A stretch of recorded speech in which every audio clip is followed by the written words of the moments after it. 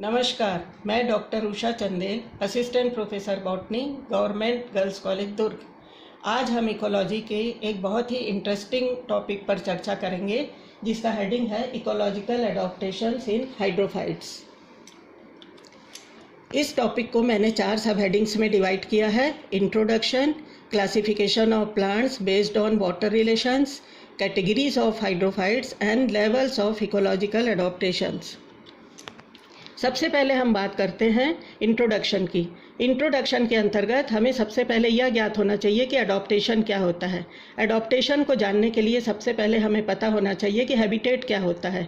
Habitat वह स्थान होता है जहाँ पर कोई ऑर्गेनिज्म सर्वाइव करता है या जहाँ पर कोई ऑर्गेनिज्म एग्जिस्ट होता है।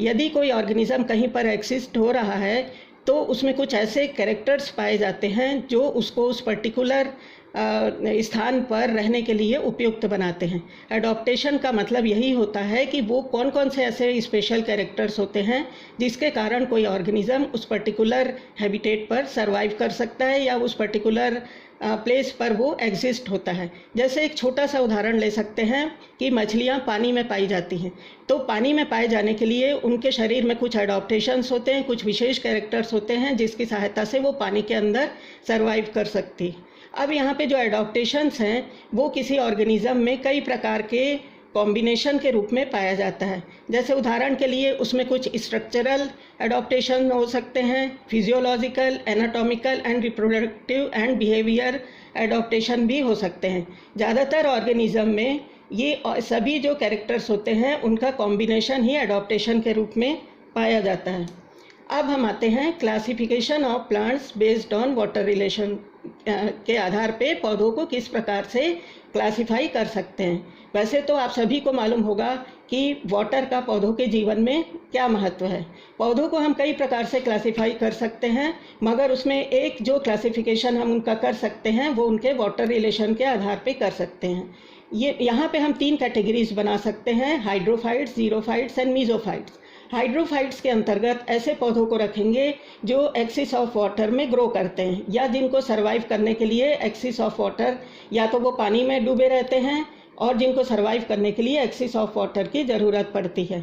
जीरोफाइट्स जो होते हैं वो ऐसे पौधे होते हैं जो मतलब कम पानी वाले स्थानों पर उगते हैं, मतलब वाटर डेफिशिएंट वाले स्थानों पर सर्वाइव कर सकते हैं। और मीजोफाइट जो होते हैं वो हाइड्रोफाइट और जीरोफाइट के बीच के टेरेस्ट्रियल प्लांट्स होते हैं जो जनरली सॉइल में सर्वाइव करते हैं। उसके बाद आते हैं कैटेगरीज ऑफ हाइड्रोफाइट्स। हाइड्रोफाइट्स का मतलब ये नहीं कि वो पानी में डूबे रहते हैं, इनकी भी कई कैटेगरीज हैं। उनको हम 1 बाय 1 देखते हैं। जैसे सबसे पहली कैटेगरी जो है फ्री फ्लोटिंग एक्वेटिक प्लांट और फ्री फ्लोटिंग हाइड्रोफाइट्स। ये वैसे पौधे होते हैं जो फ्रीली पानी की सरफेस के ऊपर फ्लोट करते रहते हैं। इसमें जो इंटायर प्लांट रहता है वो वाटर में सस्पेंडेड रहता है और उसके साथ ये विंड और वाटर करंट के साथ साथ वो उसमें मूवमेंट होता रहता है। इसका सबसे अच्छा उदाहरण है आइकॉर्निया और पिस्टिया। फिगर्स में आप देख रहे हैं, ये पिस्टिया का डायग्राम है, ये उसके साथ आप लेमना भी देख सकते हैं। ये सारे पौधे आप अपने आसपास देखते होंगे जो पानी की सरफेस पर फ्लोट करते रहते हैं और इनको आप बारिश में आसानी से देख सकते हैं।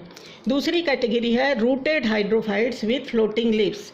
जैसा कि नाम से स्पष्ट है कि ये फ्लोटिंग लीव्स वाले पौधे होते हैं जिनमें रूट्स पाई जाती है और ये नीचे जो पॉन्ड वगैरह के नीचे जो मड रहता है या जो कीचड़ रहता है उनमें इनके रूट्स जो है वो फिक्स रहती है।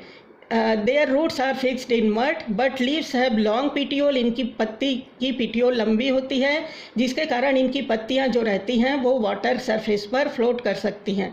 इनका जो बाकी रिमेनिंग प्लांट रहता है वो लीफ को छोड़कर बाकी जो रहता है वो वाटर के अंदर रहता है। Some of the rooted hydrophytes with floating leaves are Trapa, Nelumbo, Nymphaea and Marsilea, जिसमें से आप ट्रापा को बहुत अच्छे तरीके से जानते हैं। ये इसका फिगर है, इसमें आप देखेंगे कि जो सिंघाड़े का पौधा रहता है उसी का बॉटनिकल नेम ट्रापा है। उसके बाद आते हैं नेक्स्ट जो ग्रुप है सबमर्ज्ड फ्लोटिंग हाइड्रोफाइट। जैसा कि नाम से स्पष्ट है कि ये सबमर्ज्ड यानी क्या होता है, पानी में डूबे हुए। पानी में डूबे हुए ये पानी में तैरते रहते हैं, मतलब पानी इनका कोई भी भाग जो रहता है वो पानी के बाहर नहीं रहता।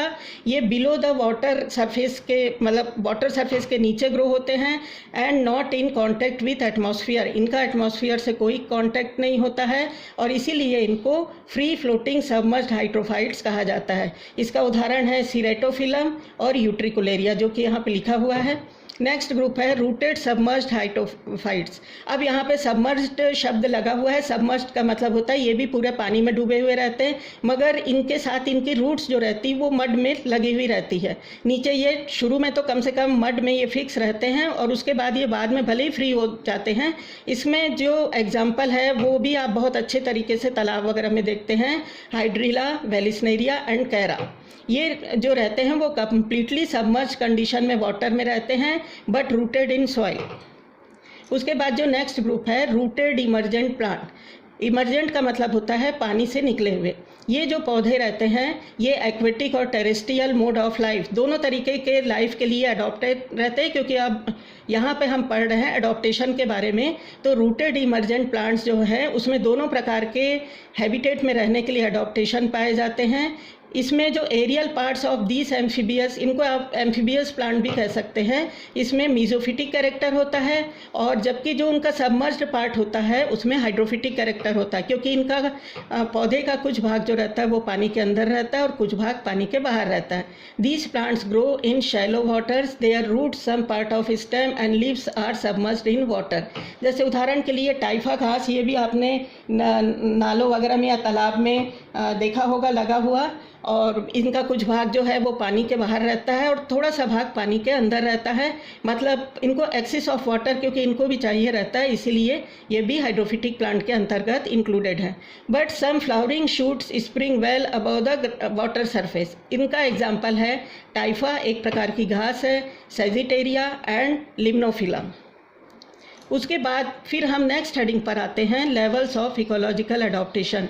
हाइड्रोफाइट्स में 3 लेवल ऑफ इकोलॉजिकल अडॉप्टेशंस दिखाई देते हैं, मार्फोलॉजिकल, एनाटॉमिकल एंड फिजियोलॉजिकल। अब यहाँ पे मार्फोलॉजिकल अडॉप्टेशन ऑफ हाइड्रोफाइट्स में हम 3 चीज़ों की स्टडी करेंगे कि जो हाइड्रोफाइट्स होते हैं उनके रूट्स में क्या विशेषता रहती हैं, रूट्स में क्या अडॉप्टेशन पाए जाते हैं, उनके तने में और लीफ में क्या अडॉप्टेशन पाए जाते हैं। तो मार्फोलॉजिकल अडॉप्टेशन के अंतर्गत हम केवल एक्सटर्नल मार्फोलॉजी में जो अडॉप्टेशंस रहते हैं बाहरी स्ट्रक्चर में उसी का अध्ययन करेंगे। रूट्स इन हाइड्रोफाइट्स, रूट्स की क्या है कि इनमें बहुत ज़्यादा ज़रूरत या बहुत ज़्यादा काम उनका नहीं रहता, तो रूट्स जो रहते हैं वो या तो रिड्यूस्ड होते हैं और बहुत सारे सबमर्ज्ड प्लांट में तो वो एब्सेंट भी रहते हैं या फिर पुअरली डेवलप्ड होते हैं। और यहाँ क्योंकि इनमें क्या होता है कि रूट का जो काम है इंटायर प्लांट सरफेस के द्वारा होता है, इनका इंटायर प्लांट सरफेस जो है वो वाटर और मिनरल को एब्जॉर्ब कर सकता है। रूट्स की इनको ज़्यादा ज़रूरत नहीं होती। Root caps usually absent. Root cap जो है वो मीजोफिटिक प्लांट्स में आपने इसका स्ट्रक्चर पढ़ा होगा, उसमें पाए जाते हैं।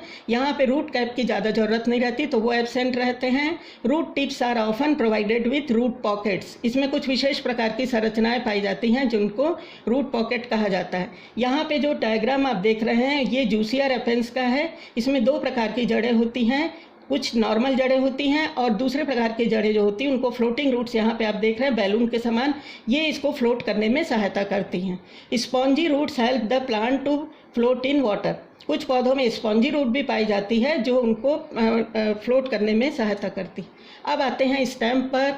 जो हाइड्रोफिटिक पौधे होते हैं उनके स्टेम की भी कुछ खास बातें होती हैं, कुछ खास अडॉप्टेशंस होते हैं। The stem in hydrophyte is very delicate. जैसे आप डायग्राम में देख रहे हैं पोटेमोगेटॉन का जो स्टेम है बहुत नरम दिखाई दे रहा है और usually green in colour. Green इसलिए होता है क्योंकि वो भी फोटोसिंथेसिस कर सकता है। In most of the hydrophytes the stem is modified into rhizome और रनर्स। ये जो कंडीशन है ये जनरली जो किनारे के तालाब वगैरह के किनारे की तरफ जो पौधे रहते हैं उसमें ये कंडीशन पाई जाती। हाइड्रिला और पोटेमोगेटॉन में stem is long, delicate, spongy and flexible. लचीले होते हैं क्योंकि अगर ये लचीले नहीं होंगे तो वाटर करंट के साथ ये टूट फूट इसमें हो सकती है। फिर आते हैं लीव्स इन हाइड्रोफाइट, उनकी पत्तियों की क्या विशेषता होती। तो पत्तियां तो कई प्रकार की होती हैं, क्योंकि इनकी कैटेगरीज आप देखें कि 5 प्रकार की कैटेगरीज हैं। कुछ पौधों में आप फ्लोटिंग हाइड्रोफाइट्स में देखेंगे कि लीव्स जो रहती हैं वो long, circular, green, thin and smooth होती हैं। और जनरली आपने कमल वगैरह में देखा होगा, नीलम्बो, न्यूसीफेरा वगैरह में upper surface of leaf is expose to air whereas the lower surface touches the water, जो कि आप लोटस का डायग्राम जो है पत्ती यहाँ पे देख रहे होंगे। In lotus the petiole shows indefinite growth and thus always keep the leaves floating in the water. अब इसमें एक और जो कुछ पौधे होते हैं उनमें हेट्रोफिली पाई जाती है। हेट्रोफिली का मतलब होता है एक ही पौधे में 2 प्रकार की पत्तियों का पाया जाना। इसमें जो पौधे थोड़े बहुत पानी के अंदर और बाकी बाहर रहते हैं उन्हीं में ये कंडीशन पाई जाती हैं। नीचे के भाग जो पानी में डूबा हुआ रहता है वहाँ की पत्तियाँ कटी फिटी रहती है, जबकि जो भाग हवा में रहता है उसकी पत्ती जो रहती है वो इंटायर रहती, पूर्ण रहती है। तो इसके कारण क्या होता है, पानी का जो करंट का असर रहता है पत्तियों में उसमें भी टूट फूट नहीं हो पाती और पौधा अच्छे से सर्वाइव करता रहता है। फिर the leaves of free floating hydrophytes are with smooth waxy surface. Waxy surface आपने कमल वगैरह की पत्तियों में भी देखा होगा कि उसमें पानी डालने से ये लगता है कि उसमें कुछ वैक्स की कोटिंग है। The wax coating protects from chemical and physical injuries. पौधा जो है वो पानी में है, उसमें बहुत सारे टाइप की इंजरी होती है, तो उससे ये उसको सर्वाइव करने में सहायता करता है, उनको बचाता है। They also prevent water clogging of stomata during rainy season. बारिश में स्टोमेटा के क्लॉगिंग होने से भी वैक्स की कोटिंग बचाता है। आइकोर्निया में the leaves are with swollen and spongy petiole for providing buoyancy. यह आइकोर्निया का पौधा आपको बहुत आसानी से तालाब वगैरह में मिल जाता है। इसमें आप इस तरीके से कुछ फूली हुई संरचनाएं देखते हैं, तो ये इसके स्पंजी पिटियोल्स हैं जिसके कारण ये पानी में फ्लोट करता रहता है। अब उसके बाद मार्फोलॉजिकल एडॉप्टेशन के बाद हम नेक्स्ट पॉइंट पर आते हैं, anatomical adaptations of hydrophyte.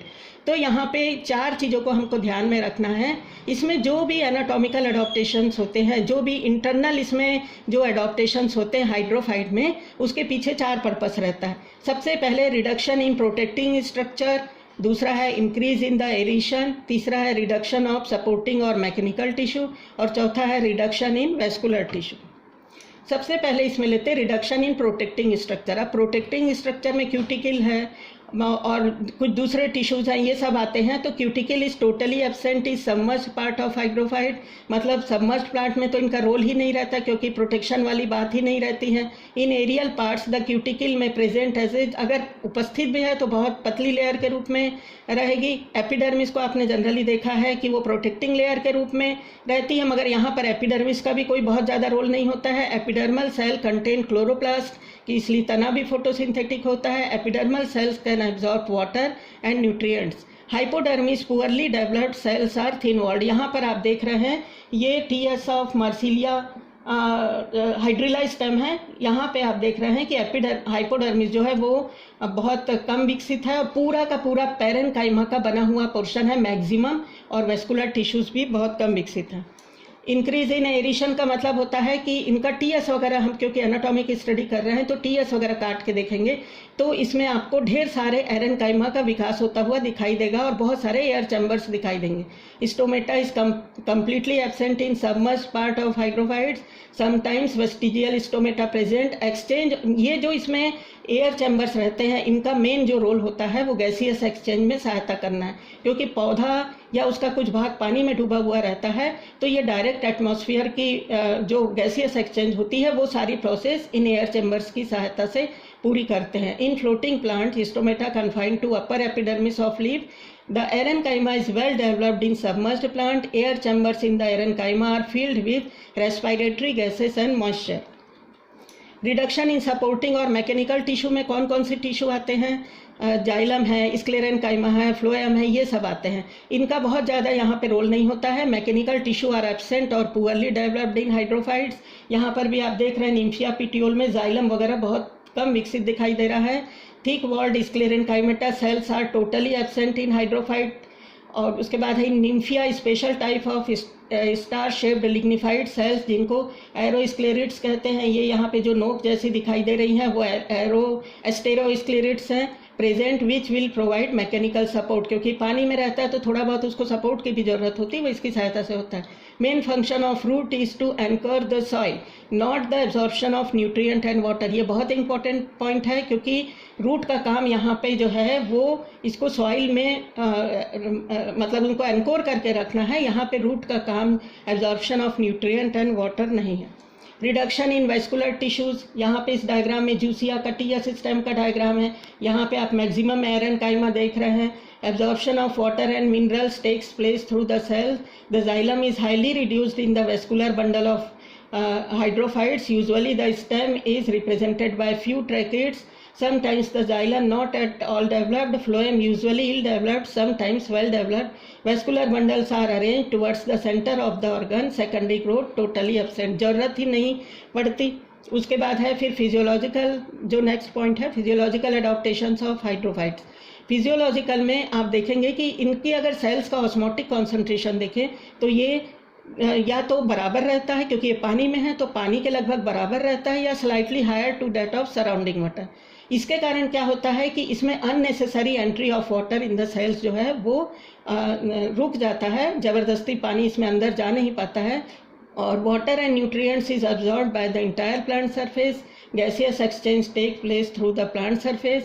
Both stem and leaves can do photosynthesis. Oxygen produced by photosynthesis is retained in the air cavities. The oxygen is utilized when required. Vegetative reproduction की भी बात करते हैं. Vegetative reproduction is the most common method of reproduction. Pollination and dispersal of fruit in hydrophytes are facilitated by water as in Vallisneria. फिर transpiration absent in submerge plants. Mucilage cells एक खास इसका character है, produce plenty of mucilage, जो उनको DK of plant in, क्योंकि अगर पानी में रहेंगे तो ये हमेशा सड़ जाएंगे, तो म्यूसिलेज इनको बचाता है.